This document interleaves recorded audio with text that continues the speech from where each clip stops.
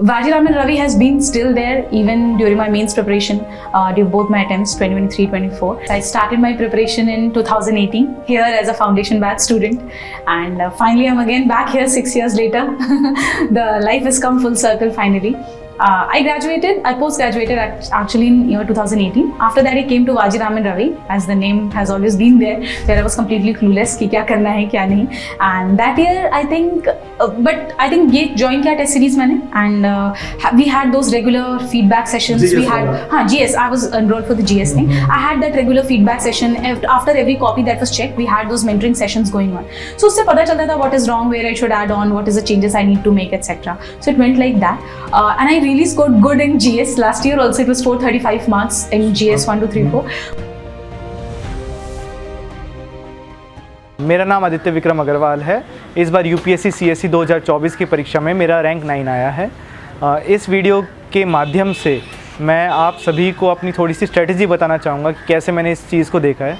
मैंने घर पर रहकर ही तैयारी की है। मैंने एक लाइब्रेरी में जाकर मैं पढ़ता था, तो मैं आपको थोड़ा सा बताना चाहूँगा कि कैसे आप यहाँ पर ना आकर, करोल बाग एरिया में ना आकर, खुद से घर से तैयारी कर सकते हैं, या फिर एक लाइब्रेरी ज्वाइन करके वहाँ से तैयारी कर सकते हैं ऑनलाइन मीडियम के थ्रू। तो शुरू में मैंने भी, जैसे हर कोई एस्पिरेंट करता है, एक ऑनलाइन कोचिंग की तरफ रुख करता है। मैंने भी, मैं कहूँगा, अनअकैडमी से स्टार्ट किया था। तो अनअकैडमी में मुझे कुछ अच्छे टीचर्स मिले थे, कुछ अच्छे टीचर्स भी नहीं थे, मैं ये कहूँगा।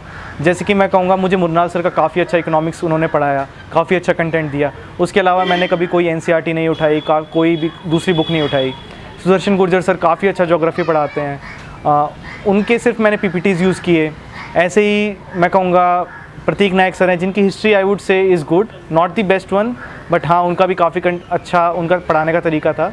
तो इस तरीके से आप कुछ अगर कोचिंग ज्वाइन कर रहे हैं तो ज़रूरी नहीं है कि आप सब सब्जेक्ट कीजिए। मैंने जैसे पॉलिटी नहीं किया था, आईआर नहीं किया था अनअकैडमी से, मेरे को उनके टीचर्स नहीं अच्छे लगे। मैंने पॉलिटी सोचा खुद ही कर लेते हैं। लक्ष्मीकांत एक बुक है, ह्यूमैनिटी सब्जेक्ट है, 10 बार पढ़ूंगा, 15 बार पढ़ूंगा, आ ही जाएगा इवेंचुअली समझ में। ऐसे ही जैसे कि इंटरनेशनल रिलेशंस है, हाँ, उसकी थोड़ी ज़रूरत पड़ती है, जो मुझे बाद में समझ में आया। बट ऐसे कुछ और सब्जेक्ट्स हैं जो आप खुद से पढ़ सकते हैं और खुद से देख सकते हैं। अगर आपको कोचिंग की ज़रूरत लग रही है तो आप देख लीजिए। एंड ऑफ द डे ये ह्यूमैनिटी सब्जेक्ट ही हैं। ह्यूमैनिटी सब्जेक्ट आप खुद से पढ़कर अगर करते हैं तो आपको समझ में आ जाएंगे, आपको ज़रूरत नहीं है किसी कोचिंग की, मैं तो ये कहूँगा। फिर जैसे जैसे मैंने सब्सिक्वेंट अटैम्प्ट्स दिए, थोड़ा एक हमेशा इशू रहता है करंट अफेयर्स कैसे करें। करंट अफेयर्स के लिए मैंने बहुत इधर उधर घूमा हूँ। मैंने पीटी 365 शायद 2 या 3 साल की है, मेंस 365 की है। मैंने मंथली मैगजीन्स पता नहीं कितने इंस्टीट्यूट से की है। कोई इंस्टीट्यूट शायद ऐसा ना रहा हो कि मैंने उसकी मंथली मैगजीन ना देखी हो। But end of the day जब मैं जहाँ जाके टिका हूँ वो है, मैंने डेली न्यूज़पेपर पढ़ा है। इंडियन एक्सप्रेस पढ़ता था क्योंकि वो सस्ता आता था और कोई रीज़न नहीं है। उसको मैं डेली पढ़ता था, 1 घंटा 1.5 घंटे से ज़्यादा लगता नहीं था। शॉर्ट नोट उसके बना लेता था 1 पेज में।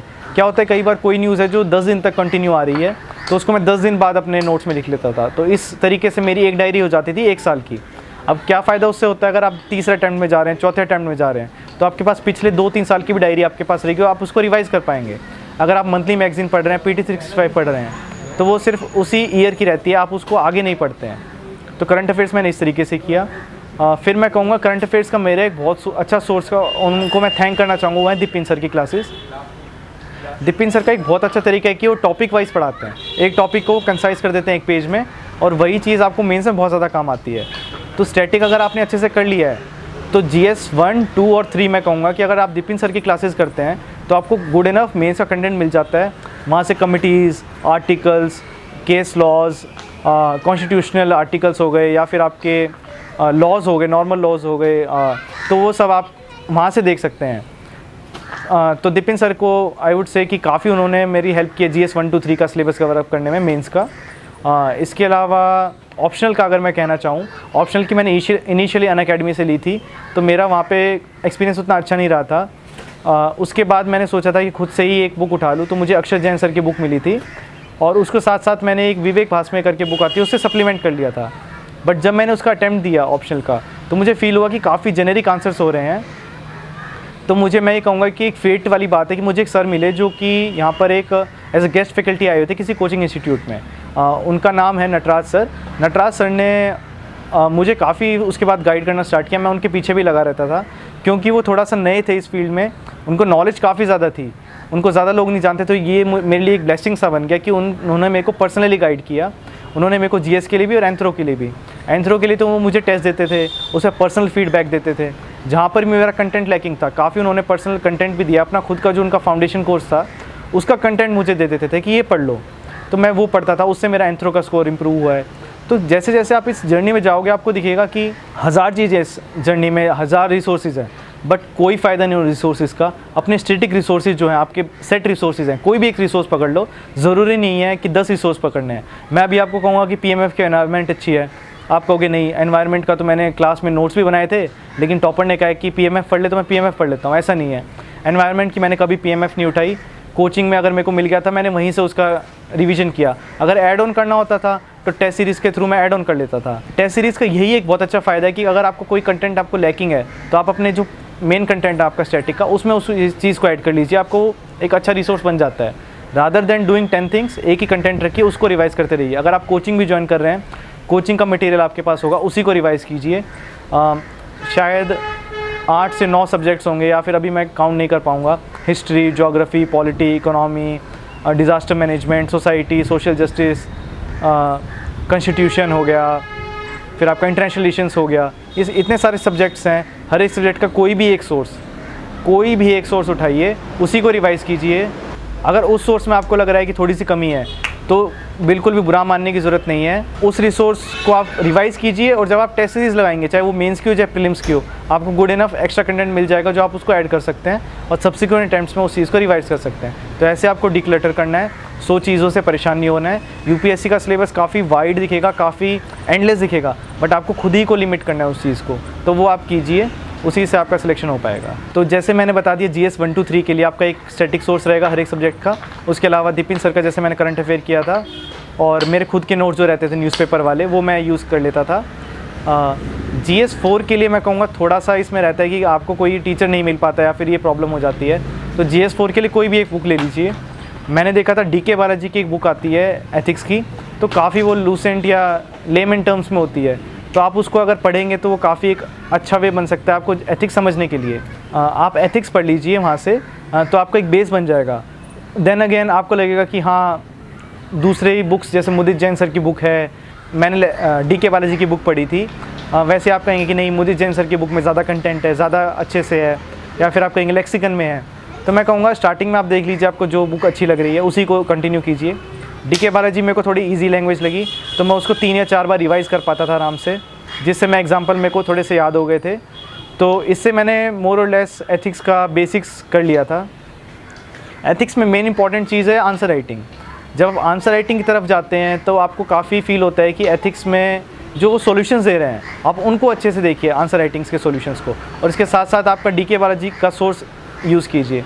तो आप जैसे जैसे देते रहेंगे, आपका जो करंट अफेयर्स है उसको भी इंक्लूड कीजिए जो आपने न्यूज़पेपर से बनाया है, तब आपका GS 4 में स्कोर इंप्रूव होना स्टार्ट होगा। आप देखिए टॉपर्स कैसे लिख रहे हैं, तो उससे GS 4 में कहूँगा काफ़ी इंप्रूव हो सकता है। इसके अलावा एस्से के लिए हमेशा कन्फ्यूज़न रहती है कि एस्से का कंटेंट कहाँ से लाएँ, ऐसे लिखे कैसे। तो अनुदीप दूरी शेट्टी सर की एक बुक है फंडामेंटल्स ऑफ आंसर राइटिंग, तो उसमें आप थोड़ा सा एस्से का देख सकते हैं कैसे स्टार्टिंग करनी है, कैसे कंक्लूजन करना है। इसके साथ साथ एस्से के लिए मैंने सिंपल एक किया था, एस्से की एक मैंने टेस्ट सीरीज़ ले ली थी, उससे मुझे कंटेंट मिल गया था गुड इनफ। जो टेस्ट सीरीज़ के सॉल्यूशन होते हैं उसमें वो लोग कोट्स भी देते थे, उसमें वो लोग एग्जांपल्स भी देते थे। तो मैंने जब 2023 में जो एस्से का कंटेंट था मेरा टेस्ट सीरीज़ वाला, उसी को मैंने कैरी ओवर किया नेक्स्ट 2 अटेम्प्ट्स में भी, जो मेरा कंटेंट 2022 में बन गया था एस्से के लिए। तो स्टार्टिंग के 2 अटेम्प्ट्स में कहूँगा थोड़ा इसीलिए ख़राब हुए थे क्योंकि मेरे को समझ में नहीं आ रहा था कि डिक्लटर कैसे करना है। धीरे धीरे सब्सिक्वेंटली मैं डिक्लटर करता गया, और मैं कहूँगा 4th अटैम्प्ट तक मैं काफ़ी हद तक सॉर्ट आउट हो गया था कि मुझे करना क्या है, करना नहीं क्या है। बट 4th अटैम्प्ट में भी मेरा नहीं हो पाया था क्योंकि कहीं ना कहीं थोड़ा सा कम रह गए थे मार्क्स। बट मैं कहूँगा यूपीएससी एक जर्नी ही ऐसी थोड़ा अनप्रेडिक्टेबल है, कई बार आपकी प्रिपरेशन काफ़ी ज़्यादा अच्छी रहती है और आप फिर भी स्कोर नहीं कर पाते हैं। बट थोड़ा सा आप अपने से जिसने बेटर परफॉर्म किया है या अपने मेंटर से पूछिए, कहीं ना कहीं आपको मिलेगी कि आपकी गलती क्या थी। 4th अटैम्प्ट में मेरे को लगता है कि मैंने परफेक्ट किया, सब कुछ मेरा हो ही जाना चाहिए, बट नहीं हुआ था। तो मैंने देखा कि एंथ्रोपोलॉजी में या फिर जीएस के सब्जेक्ट्स में मैंने ज़्यादा फोकस कर लिया कंटेंट पे। मैं बस ये मेरे को लगता था कि बस कुछ भी आंसर लिख दो हो जाएगा, बहुत अच्छा कंटेंट लिख दो हो जाएगा। बट आपको ध्यान रखना है कि कंटेंट मांग क्या रहा है एग्जामिनर, क्वेश्चन की डिमांड क्या है। कई बार क्या होता है क्वेश्चन की डिमांड कुछ और होती है, आप लिख कुछ और आते हैं। तो सबसे मेन इंपॉर्टेंट पॉइंट है क्वेश्चन की डिमांड को फुलफ़िल करना। अगर आपने वो फुलफ़िल की है, जैसे मेरा इस बार स्कोर काफ़ी अच्छा रहा है जीएस में, 460 प्लस है, तो वो इसलिए रहा है क्योंकि मैं क्वेश्चन की हर एक डिमांड को फुलफ़िल किया है। अगर वो पूछ रहे हैं मेरे से कि कोई भी चीज़ के नेगेटिव इम्पैक्ट्स बताओ, तो नेगेटिव इम्पैक्ट्स के साथ साथ मैंने वहाँ पे बताया है कि क्या पॉसिबल सॉल्यूशन हो सकते हैं, अगर उन सॉल्यूशन को हम फॉलो करें तो क्या बेटर चीज़ें निकल के आ सकती हैं, और ऑलरेडी उस सेक्टर में क्या चीज़ें हो रही हैं। तो अगर आप हर एक पेरिफेरल टॉपिक को भी एड्रेस करेंगे क्वेश्चन में तो वो अच्छा रहेगा और उसी से मार्क्स बन पाएंगे। एक मेंस के लिए मैं बताना चाहूँगा कि टाइम मैनेजमेंट बहुत एक इंपॉर्टेंट चीज़ है। मैं हमेशा से लकी रहा हूँ कि मुझे स्टार्टिंग के अटैम्प्ट में ही मुझे एक सीनियर मिल गए थे जिन्होंने मुझे बता दिया कि टाइम मैनेजमेंट करना कैसे। तो एक चीज़ रूल है जो मैं कहूँगा एकदम याद कर लीजिए, 7 मिनट्स 10 मिनट्स 10 मार्कर 15 मार्कर, और हर चीज़ को आप देखते रहिए बार बार जब भी आप एग्ज़ाम अटैम्प्ट कर रहे हैं कि 7 मिनट में मेरा 10 मार्कर ख़त्म हो जाना चाहिए और 10 मिनट में 15 मार्कर वाला क्वेश्चन ख़त्म हो जाना चाहिए। इससे आप अगर करेंगे तो लास्ट में आपके 5 मिनट बच जाएंगे, जिसको मैं यूटिलाइज़ करता था एक बार ऊपर से रिवाइज़ करने के लिए। मैंने आंसर क्या लिखे हैं और हाईलाइट कर देता था ब्लैक पेन से, अंडरलाइन कर देता था जो भी कीवर्ड्स हैं उनको, तो उससे मेरी प्रेजेंटेशन भी काफ़ी अच्छी इंप्रूव हो जाती थी। इसके अलावा आप एक चीज़ कर सकते हैं, जैसे GS4 उसमें काफ़ी सारे सब पार्ट्स होते हैं, तो आपको समझ में नहीं आता कि कौन सा क्वेश्चन कौन से टाइम तक ख़त्म करना है। तो मैं करता क्या था, क्वेश्चन पेपर में ही क्वेश्चन के आगे टाइम लिख देता था। जैसे कि 9 बजे अगर पेपर स्टार्ट है तो क्वेश्चन 1 पार्ट A 9:07 9:07, अगले क्वेश्चन में 9:14, उससे अगले पे 9:21। तो मेरे पास स्टार्टिंग में ही टाइम फ्रेम रहता था कि मेरे को कौन सा क्वेश्चन कितने टाइम तक ख़त्म करना है। तो इससे टाइम मैनेजमेंट हो जाता है। थोड़ा सा स्पीड जैसे जैसे करेंगे, स्टार्टिंग में हाथ में दर्द होगा, बट मैंने देखा है कि मसल्स डेवलप हो जाती हैं। थोड़ा सा ज़्यादा आप प्रैक्टिस करेंगे तो हाथ भी नॉर्मलाइज़ हो जाता है वो आपका लिखना। मुझे इतने अटैम्प्ट्स हुए हैं, 3 बार मैंने मेंस लिखा है, कभी मेरे को ऐसा नहीं लगा कि मेरे को स्प्रे मारने की ज़रूरत है या मसाज करने की ज़रूरत है अलग हाथ को, या फिर कुछ पट्टी बांधनी है, ऐसा ज़रूरत नहीं पड़ती है। कोई खून वून नहीं आता है, सब ये कहने की बातें हैं, आप कर देते हो। अगर अच्छे से अटैम्प्ट्स करते रहोगे, मॉक्स देते रहोगे, आपका हाथ सेट हो जाएगा, आप लिख दोगे एग्ज़ाम, कोई बड़ी बात नहीं है। एक ये सवाल काफ़ी आता है कि आंसर राइटिंग कब शुरू करें। तो जैसे मैंने बताया कि मैंने आंसर राइटिंग की थी तब मेरा 3rd प्रीलिम्स हो गया था उसके बाद, बट मैं कहूँगा थोड़ा सा पहले करें तो सही है। ऐसा नहीं फर्स्ट डे से आंसर राइटिंग लिखने बैठ गए। सबसे पहले अगर आप स्टैटिक सब्जेक्ट्स अपने कंप्लीट कर लेते हैं तो मोर और लेस मैं कहूँगा अगर 8 महीने बाद आंसर राइटिंग स्टार्ट करें तो अच्छा है। स्टार्टिंग में कोई परफेक्ट नहीं होता। मैंने भी जब पहली बार मॉक टेस्ट दिया था, 13 क्वेश्चन के आसपास हुए थे, 50 या 60 नंबर आए थे मेरे। तो आपको एक बार समंदर में कूदना ही पड़ेगा, या फिर कहूँगा पूल की डीप साइड में कूदना ही पड़ेगा ताकि तैरना सीख पाएँ। कुछ भी समझ में नहीं आ रहा है, क्वेश्चन उठा लिया बस कर दो, बट ऐसा नहीं कि फर्स्ट डे करो, 7-8 महीने हो जाए, 9 महीने हो जाए, थोड़ा सा आपको स्टैटिक समझ में आ रहा है तो सब्जेक्ट्स के मॉक टेस्ट उठाओ और उस सब्जेक्ट्स के मॉक टेस्ट देना स्टार्ट कीजिए। तो मेंस के लिए क्वेश्चन आता है कि कितने मॉक्स लगाएं, कितनी टेस्ट सीरीज़ लगाएं। मैं कहूँगा कोई भी एक टेस्ट सीरीज़ उठाइए, इट इज़ सफिशिएंट अनफ अगर आप उसको अच्छे से करते हैं, अच्छे से एनालाइज करते हैं। कोई भी प्रोमिनेंट कोचिंग इंस्टीट्यूट जैसे विजन, नेक्स्ट, फॉरम, बाजीराव रेड्डी, वाजीराम, डजेंट मैटर, कोई भी प्रोमिनेंट अगर कोचिंग है जो आपको टाइम से इवेल्युएट करके दे रही है टेस्ट, उसको आप ले लीजिए। आप टाइमली टेस्ट दीजिए। अराउंड शायद 12 के आसपास वो लोग टेस्ट देते हैं आपको टेस्ट सीरीज़ में, उसको अच्छे से कंप्लीट कीजिए। कई बार क्या होता है, हम सोचते हैं कि प्रीलिम्स हो गया, अब इस बार तो मैं शायद 50 टेस्ट लगा दूंगा, बट आप रियलाइज़ करते हैं कि इस चीज़ को मैनेज करना बहुत मुश्किल हो जाता है। प्रीलिम्स से मेंस के बीच में इतने सारे टेस्ट लिखने होते हैं, ऑप्शनल के भी लिखने हैं, एसए के भी लिखने हैं। 12 से 15 टेस्ट लिख दीजिए अगर जीएस के आप लिख सकते हैं तो, 10 से 15 ऑप्शनल के लिख दीजिए, 5 से 6 essay minimum, this is minimum requirement, ये आप कर दीजिए। अच्छे से एनालाइज पहले इवेलुएटर कर देगा, आप उस शीट को, इवेलुएटेड शीट को अपने मेंटर के पास लेके जाइए, गाइड के पास लेके जाइए, सीनियर कोई आपके होंगे जो सिलेक्टेड होंगे उनके पास दिखाइए, वो आपको गाइड करेंगे। सेल्फ एनालाइज कीजिए, जो आंसर्स आए हैं उन आंसर्स को देखिए कि आप कहाँ लैग कर रहे हैं।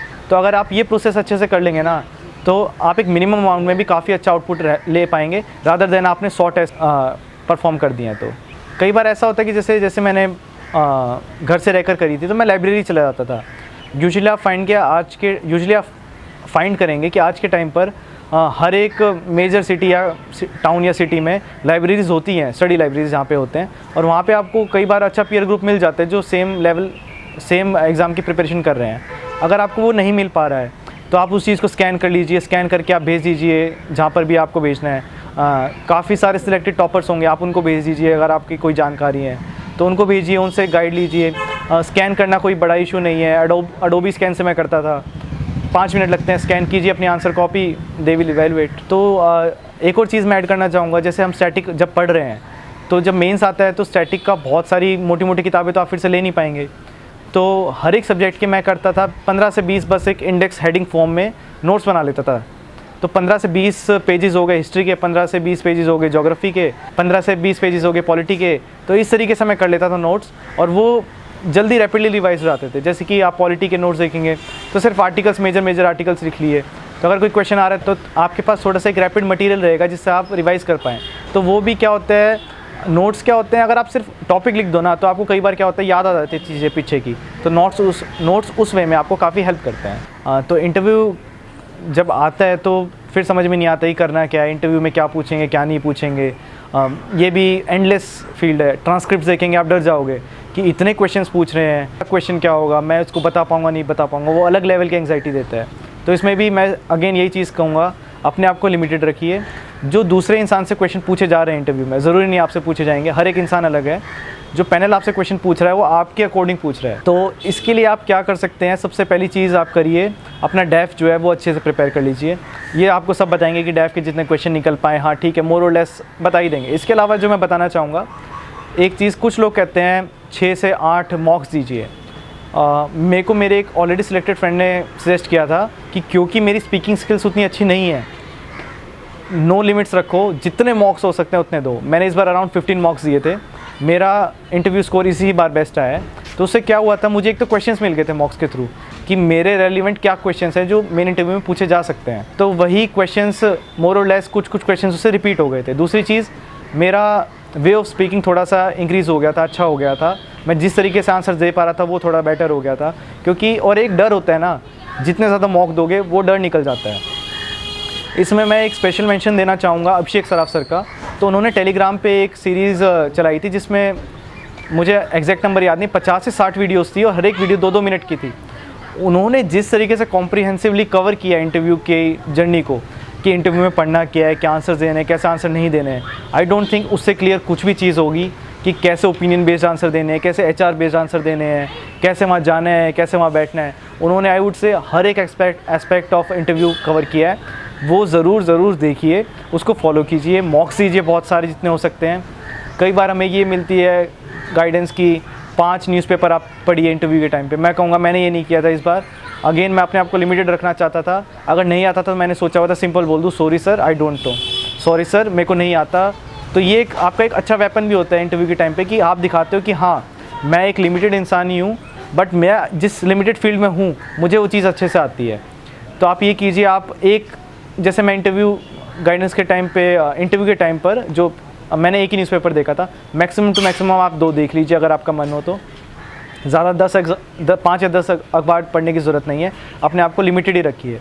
और इसके अलावा इंटरव्यू एक ऐसा प्लेटफॉर्म है जहाँ पर ऐसा कुछ नहीं है कि आप IIT से आए हैं या फिर आप MBBS डॉक्टर बन के आए हैं या फिर आप एक बहुत ही हम्बल बैकग्राउंड से आए हैं तो आपको ज़्यादा मिलेंगे, आपको कम मिलेंगे, ऐसा कुछ नहीं है। उस मोमेंट पे 30 मिनट में आपने जैसा परफॉर्म किया है उस हिसाब से आपको मार्क्स मिलेंगे, जैसे आपने आंसर दिए हैं उस हिसाब से मार्क्स मिलेंगे। वहाँ पर सब बराबर है उनके लिए, ऐसा बायसनेस नहीं है उनके लिए। तो अब मैं थोड़ा सा बात करना चाहूँगा डेफ फिलिंग के बारे में। डेफ फिलिंग बहुत ही एक टाइम कंज्यूमिंग प्रोसेस है और मैं कहूँगा बहुत ही इंपॉर्टेंट प्रोसेस भी है, जो क्योंकि आपका जो इंटरव्यू है काफ़ी हद तक डेफ पे ही बेस्ड रहेगा। इनडायरेक्ट क्वेश्चंस होंगे वो भी डेफ से ही निकल के आते कहीं ना कहीं।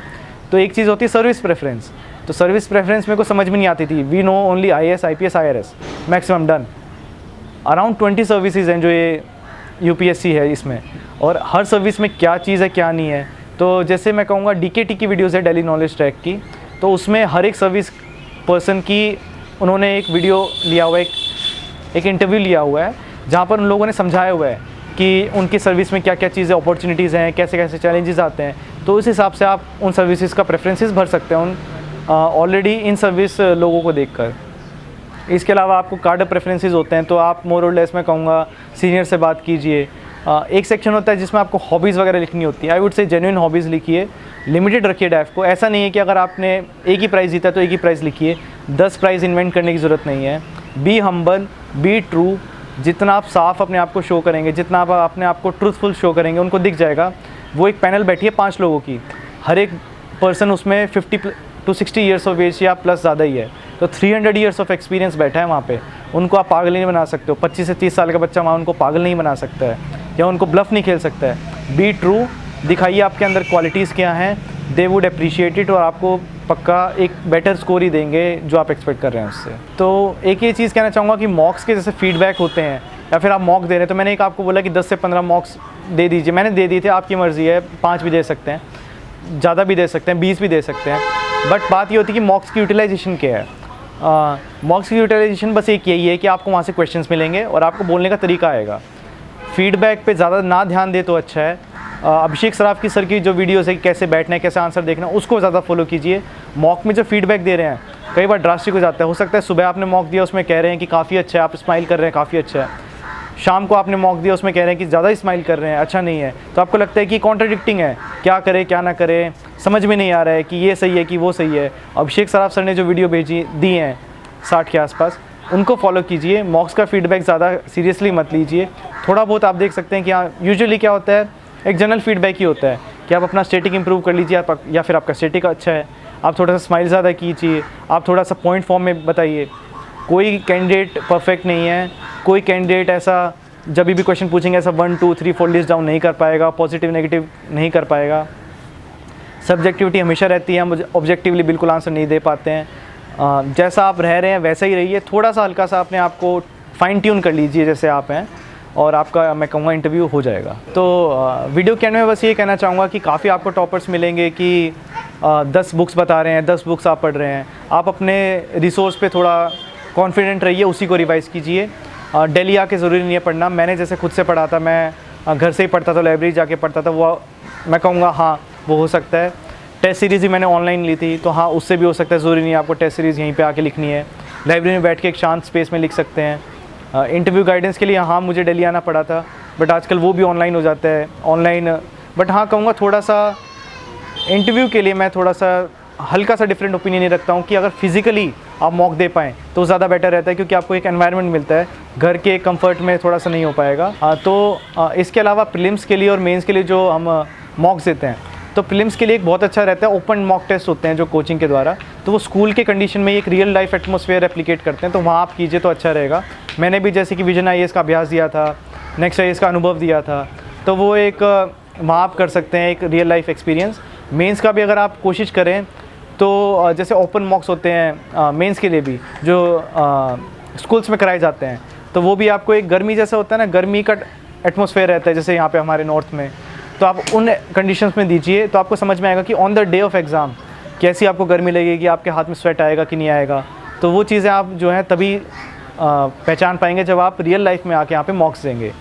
इसी के साथ मैं कहूँगा कि अगर आप इस जर्नी में अगर उतर ही गए हैं तो इस जर्नी को अच्छे से करिए, अच्छे से पढ़िए।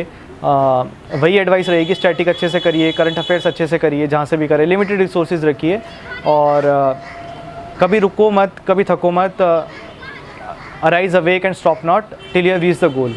Wishing you all the best through this medium of DKT, and I would say all the best to everyone.